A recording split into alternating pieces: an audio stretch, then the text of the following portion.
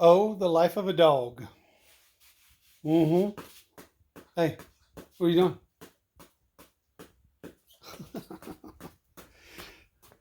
All right, so somebody requested that I show my wiring and how I routed it on the Zulu, and I'll go ahead and show it.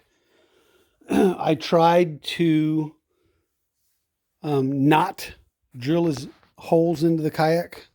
I mean, I did. I drilled a port up here, and I'll show you. But I wanted to do it as less of times as I could.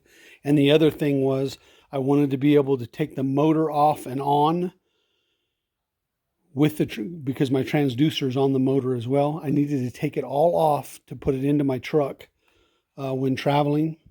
I do not have a trailer for this, so I'm actually wheeling it. And it's kind of cumbersome. So what I do is I usually wheel the Zulu down and then carry the motor down later in the battery. If it's like no ramp, just kind of an edge of the lake, then I don't have to worry about making multiple trips up and down the ramp because of the weight. One of these days I will get a trailer.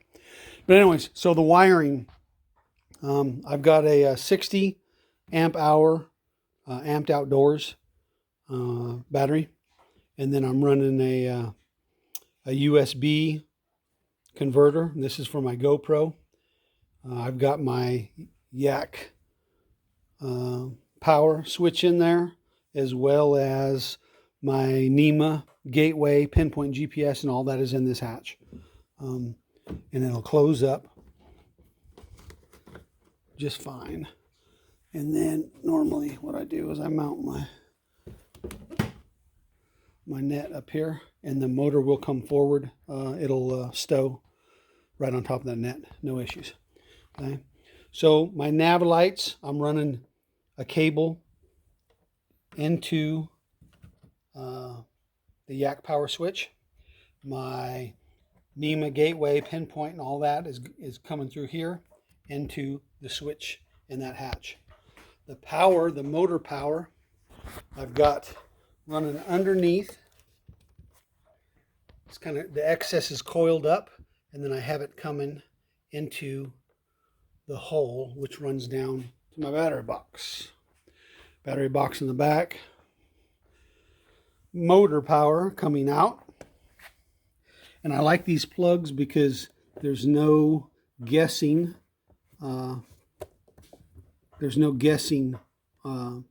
It just simply locks into place. And these pins don't melt, or they don't get hot or absorb. Or not absorb, but give off heat. So it's not bad at all. Okay. And then my main battery box. I've got 100 amp hour in here. I've got a SAE if I need to. I've got USBs if I need to. And then I've got a port in the back here that runs all the way up to my fisheye camera and my and my 360 light. And this is coming from the Yak switch up here. So everything's controlled by my wireless Yak switch. And then the light works. Okay. And then for my transducer is on the bottom of my motor, because these Zulus don't have a hole or a cavity in the hull. And then I just ran the transducer zip tied up here. I left this loose so it still has a little bit of movement. It's running up the head, zip tied it in, and then ran it down underneath the motor again. Excess is coiled up in there, and then I have it running alongside here. Now what I did was these molded in screws, I went ahead and made Velcro straps to hold the cable in. This is just Velcro, and then holds that cable. And this is the transducer cable. And then that way, when I'm getting ready for teardown, all I do is I take the transducer cable off, pull it out of this orange sleeve, unvelcro this, unplug the power, and I can take the whole motor and transducer and put it inside my truck. I've had 2 trips out with this. So far it works. I've had no issues.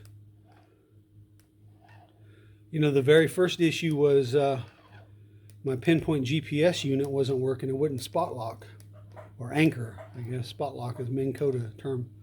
But everything's working fine now.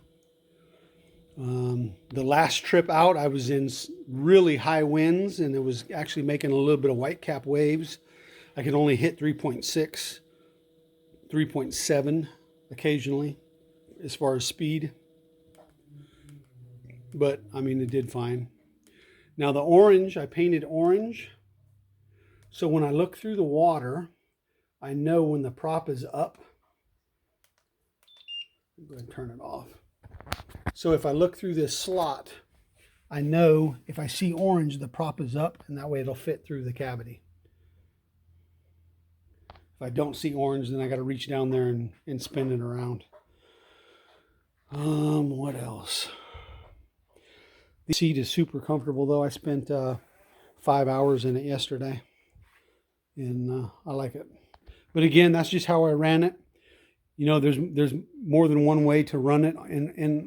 In all honesty, I could take this battery out and just run the hot wire from the yak power switch all the way back to that battery and run off of it if I need to. But for now, I'm going to keep it this way. I get more, you know, of course, longer run time with it. Guardian Angel devices. I've got as backup lights. This kind of a dome light. Front light. And then a back light.